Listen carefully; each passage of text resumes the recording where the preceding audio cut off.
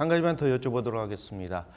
이 최근에 이 청년들의 주택 마련이 쉽지가 않습니다. 젊은 세대들 입장에서 보면 아파트 가격도 크게 상승을 하고 특히 대출을 막아놔서 도저히 내 집을 마련할 수 없다. 그런 아우성이 나오고 있는데 이런 젊은 세대들을 위한 주택 특별한 보관이 계시는지 궁금합니다. 한 세 가지 정도로 말씀을 드리면요. 일단은 제가 한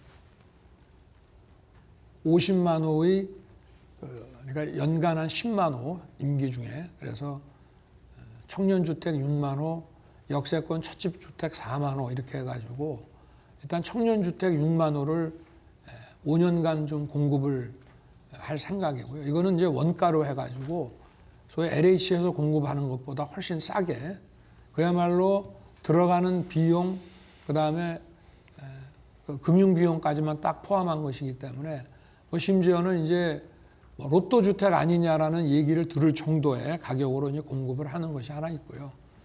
그리고 두 번째는 대출을 이제 좀 많이 해줘가지고 왜냐하면 청년은 앞으로 미래에 그 수익 돈을 벌 수 있는 기간이 많이 남아 있기 때문에 좀 LTV를 좀 높여도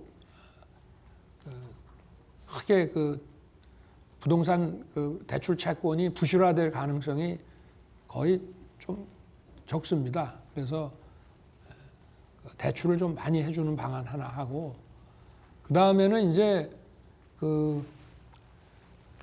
주택 시장에 적정한 주택이 공급되도록 해서 가격을 안정시키게 되면은 또한 집값이 치솟거나 이러질 않기 때문에 많은 사람들이 이제는 굳이 내가 보유하고 있는 자산을 다른 쪽으로 재테크를 하던가 해서 쓰지 이 큰 자산을 집을 내가 깔고 앉아 있는데 쓸 필요가 굳이 없지 않느냐 해서 전세나 이런 월세 같은 쪽으로 전환이 되면서 또 청년들이 집을 구할 수 있는 그런 룸이 좀 넓어지지 않겠냐. 그래서 그런 부분하고 그 다음에 이제 청년들을 위한 직장과 가까운 곳에 좀 소규모 원룸형 그런 임대 주택들을 좀 많이 공급을 해서 직장 가까운 곳에 일과 함께 할 수 있는 그런 주택을 좀 공급하는 거 이런 정도의 생각을 지금 현재 하고 있습니다. 네. 예, 수고하셨습니다. 박태석 KBS 해설위원님 질문 이어가 주시죠. 네, 청와대 운영 계획 질문 드려보겠습니다. 당선되시면 제2부속실 폐지하겠다라고 말씀하셨습니다. 이게 청와대 군사를 빼기 차원으로 아마 말씀하신 것 같은데, 근데 이제 정치권 안팎에서 받아들이기로는 이건 배우자 문제에 대한 대응이 아닌가 뭐 이런 해석들이 유력한 것 같습니다. 근데 대통령 배우자라는 그 자리가 외교 등에서 어쨌든 대통령 부인의 역할이라는 측면에서 무게감이 적지 않은데 또 경호랄지 뭐 일정이랄지 이런 조직을 담당하는 그걸 아예 안 둔다는 게 현실적으로 가능한지 답변이 가능할까요? 뭐 이거는 제 처에 대한 얘기가 나오기 전부터도 과거에 청와대 근무 경험이 많은 저희 선대위 관계자들하고 이미 얘기를 했던 것이고요. 그리고 그럴 필요가 이제 없다.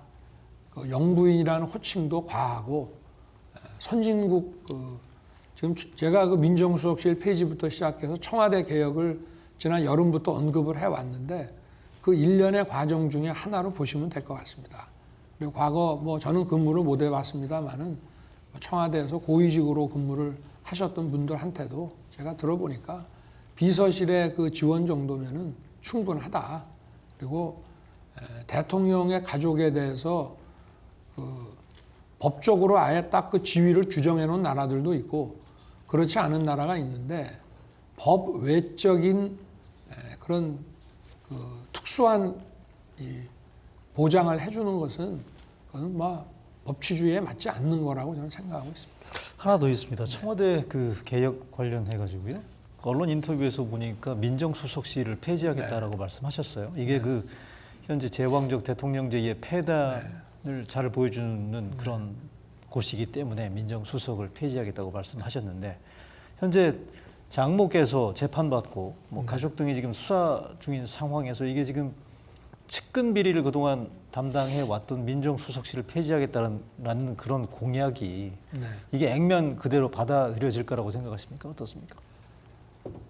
원래 그 박정희 대통령 시절에 60년대 제가 말로써 들었는데 그 당시에 이 민정수석이라는 그 제도를 만들 때는 아마 김대중 대통령이 그 당시에 국회의원 시절에 그 대통령의 측근들, 소위 5.16 그 동지들의 부정부패상이 심각하다고 하는 연설을 듣고 아마 그 박정희 대통령이 이 측근에 대한 그리고 당시 실세들에 대한 그 통제를 위해서 만든 것으로 알고 있습니다만은 이것이 세월이 흐르면서 변질이 돼가지고 대통령이 수사, 뭐 조세, 뭐 이런 그 세무 당국 이런 소위 말하는 뭐 금감원까지 해가지고 이런 소위 사정 기능을 할 수 있는 기관들을 민정수석을 통해서 장악을 해가지고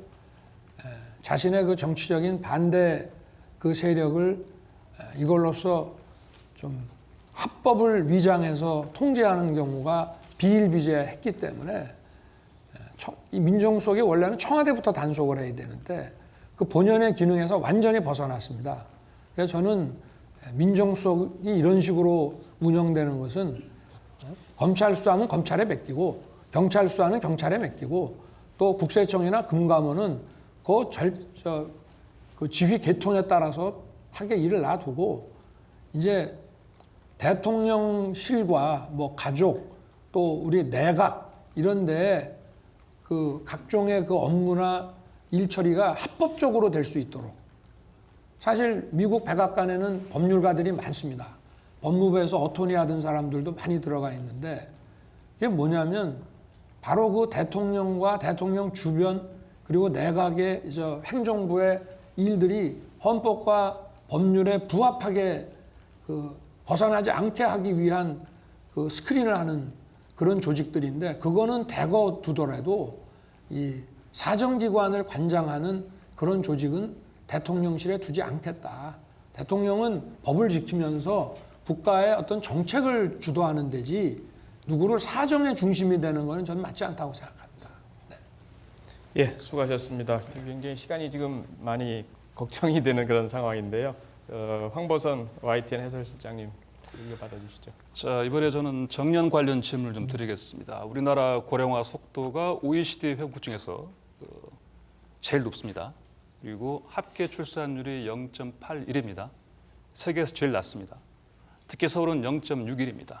자, 그러면 이 생산 가능 인구가 분명히 급속히 줄어들 것입니다. 그래서 이런 상황 때문에 정년 연장해야 한다. 이런 목소리가 높아지고 있습니다. 여기에 대한 생각 좀 여쭙고 싶습니다. 지금 뭐 정년에 도래한 분들도 굉장히 건강하고 또 일할 수 있는 역량을 가지신 분들이 뭐 거의 대부분이고 그래서 일본을 비롯해 가지고 이런 실제로는 정년이 연장되는 경우들이 많이 있습니다. 그런데 이거를 이제 일자리는 지금 우리 경제 성장이 저성장 기조에 완전히 빠져 있고 실질 성장률은 제가 볼 때 일반 기업은 0%라고 봐야 되는데 이게 그 일자리가 새로 나오질 않기 때문에 이 정년의 연장이라는 것이 결국은 또 청년의 일자리하고 트레이드 오프 관계에 있을 수밖에 없습니다. 그래서 이 노사 간의 합의로서 그 근무를 더 하는 것을 변론으로 법률로서 정년을 연장하는 문제는 이런 세대 간에 또 이해 상충되는 전체 국민들 간에 이런 좀 의견을 더 들어보고 어떤 대타협을 전제로 해서 이루어져야 되는 문제라고 저는 생각합니다. 예, 하나 더 여쭤보겠습니다. 연금 같은 경우에 국민연금이 지금 20년 후에는 적자를 짓고요. 2056년도에는 고갈된다고 합니다. 연금 개혁 이거 피해갈 수 없는 상황인데 앞으로 어떻게 하시겠습니까? 연금 개혁 역시 지금 우리 국민연금을 더 돈을 많이 걷고 적게 나눠주는 그런 식이 아니면 연금 이제 부실화를 막을 길이 없는데, 거기에다가 이제 퇴직한 분들의 어떤 경제적 안정을 위한 소위 말하는 이제 이 기초연금, 또 퇴직연금, 그리고 뭐 공직자라든가 군인이라든가 이렇게 해서 이런 특수직역의 이런 연금들을 통합을 할 것이냐, 또 도대체 소위 보장률을 어떤 식으로 할 것이냐, 뭐 이런 문제들을, 이것도 결국은 세대 간 이해상충이 굉장히 심하고, 또 연금의 어떤 연금을 지금 자기가 소속돼 있느냐에 따라서도 이해관계가 첨예하기 때문에 이 부분도 저는 선거에 무슨 선거 공약이라고 하는 거는 제 임기 중에는 반드시 여기에 대한 문제를 해결하겠습니다라는 것은 공약이 될 수 있지만, 그 방안을 내놓기는 어느 정당이나 쉽지 않다고 저는 생각을 하고요. 다만 제가 약속드릴 수 있는 거는 초당적인 연금개혁위원회를 만들고 이렇게 해서 이것도 그냥 방치할 것이 아니라 이슈화를 시켜가지고 국민의 어떤 이 대합의를 이끌어내서 반드시 임기 중에는 연금 재정의 부실화를 막으면서 그 목적을 달성하는데 어떤 최적의 방안을 이제 해야 된다. 지난 정부 5년 동안 이렇게 방치한 것처럼 이렇게 놔둬서는 안 된다 하는 것만은 분명히 말씀드리겠습니다. 예, 수고하셨습니다. 정책과 공약에 관한 토론 계속되고 있습니다. 이어서 도성의 CBS 정치부장님 받아주시죠. 예, 시간이 좀 빠듯한 것 같아서 코로나 피해 보상 문제 짧게 하나 질문 드리겠습니다. 자영업자들 고통 너무 커지고 있고, 그래서 이재명 후보가 후보께서 얘기한 그 100조 원 지원, 대선 끝나고가 아니라 지금 당장 논의하자 이렇게 촉구하고 있는데, 또 윤석열 후보 공으로 돌리겠다 이렇게 얘기도 하고 있습니다. 또 응할 생각 있으십니까?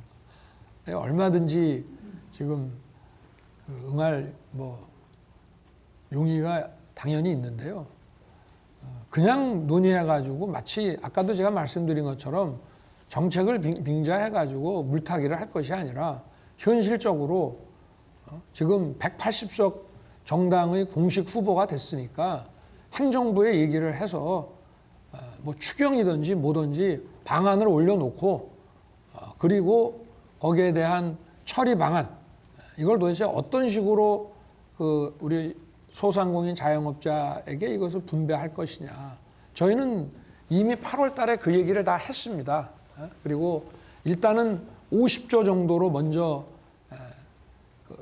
지출 구조 조정을 통해서 조성을 해가지고 이거를 지수화 등급화하고 이거를 분배해 주는 그 알고리즘을 개발을 해가지고 합당하게 그 어떤 피해 정도에 상응하게 이 재정을 이렇게 분배를 해줘야 되는 거 아니냐. 그런데 지금 이 정부는 코로나 방역부터 의료적인 대처나 또는 이런 소상공인 자영업자 그 피해자에 대한 지원 문제도 아무런 데이터 기반 없이 어떤 과학적 알고리즘 만들어 놓지도 않고 그냥 돈을 100만 원씩 나눠준다 이런 식으로 하고 이걸 마치 선거용으로 지금 그냥 써먹기만 하려고 하는데, 그래가지고 국민들이 요새 우리나라 국민들이 얼마나 정말 현명한데 통하지도 않거니와 그런 정치 쇼에 저희가 야당이 그걸 동원될 이유가 있겠습니까? 구체적인 내용을 가지고 오라 이거죠. 네. 예, 수고하셨습니다. 이어서 마지막 질문이 될 것 같습니다. 김재영 MBC 정치부장님 계속 이어가 주시죠. 네, 저는 남북 관계 짧게 여쭤보겠습니다. 다 아시는 것처럼 남북 문제, 북미 문제 두 대화가 이제 전부 답보 상태죠. 3년째. 만약에 집권을 하신다면은 제일 어떤 일부터 추진하실 것인지, 그리고 만약에 이러한 제2 일을 추진에도 불구하고 북한이 쉽게 대화에 응하지 않을 경우에는 그 상황을 돌파할 수 있는 어떤 보관이 있으신지 이거를 여쭤보고 싶습니다. 네. 어떤 일을 먼저 한다는 그런 식의 이제 이 정권 같은 이런 정상 만남이라는 이런 쇼를 할 것이 아니고, 저는 먼저 철학과 입장을 정확히 정해야 되는데요. 중간자가 아니고 저희는 북미 관계의 중간자가 아니라 북한 비핵화와 이 남북 관계를 정상화해서 지속 가능한 항구적인 평화 체제를 만들어 가야 될 우리는 당사자입니다.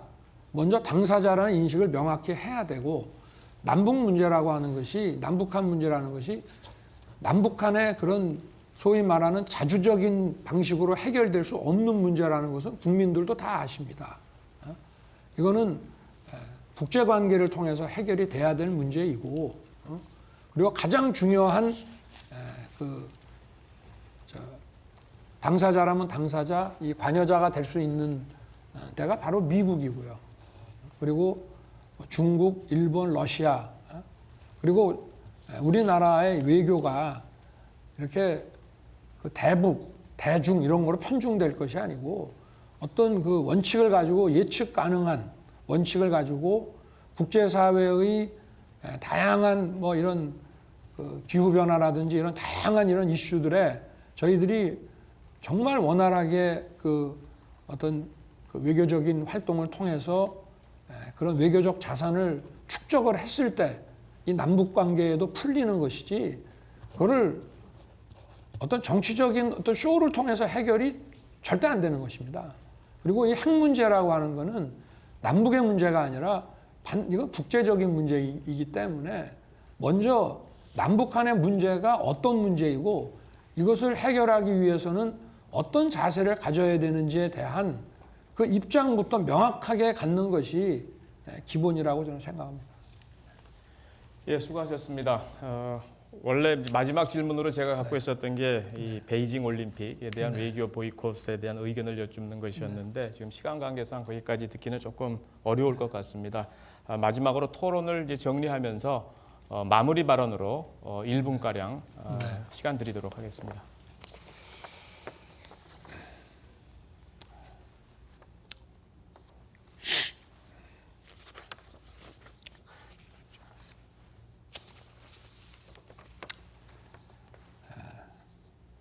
토론을 시청해 주신 국민 여러분과 함께해 주신 우리 중견 언론인 여러분께 깊이 감사드립니다. 코로나는 여전히 끝이 보이지 않은 채 우리 국민의 삶을 위협하고 있습니다. 무엇보다 우리 사회의 공정과 정의가 실종되고 불신과 갈등의 폭이 깊어졌다는 사실이 너무나 안타깝습니다. 이번 대선은 통상의 대선이 아니라 나라를 바로 세울 기회입니다. 저는 26년간의 이 검사 생활을 통해서 늘 진실과 현장을 중시하는 이 실용주의 정신과 또 공정과 정의를 위해서는 어떠한 힘에도 굴복하지 않는 그런 입장을 늘 견지해 왔습니다. 경제가 다시 활력을 찾는 역동적인 대한민국, 또 국민의 안전을 보호하는 든든한 대한민국, 또 공정과 상식이 바로서는 정의로운 대한민국으로 국민의 삶이 한층 행복하고 풍성해지는 그런 나라를 만들겠습니다. 제가 걸어온 것과 같이 앞으로도 오직 국민만 바라보고 가겠습니다. 새해 복 많이 받으시고 가정에 늘 건강과 행복이 가득하시기를 빌겠습니다. 감사합니다.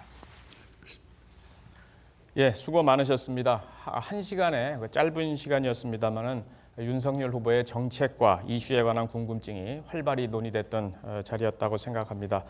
토론에 응해주신 윤석열 후보님 다시 한번 감사드립니다. 패널 여러분들도 수고 많으셨습니다. 토론회를 마치겠습니다. 감사합니다.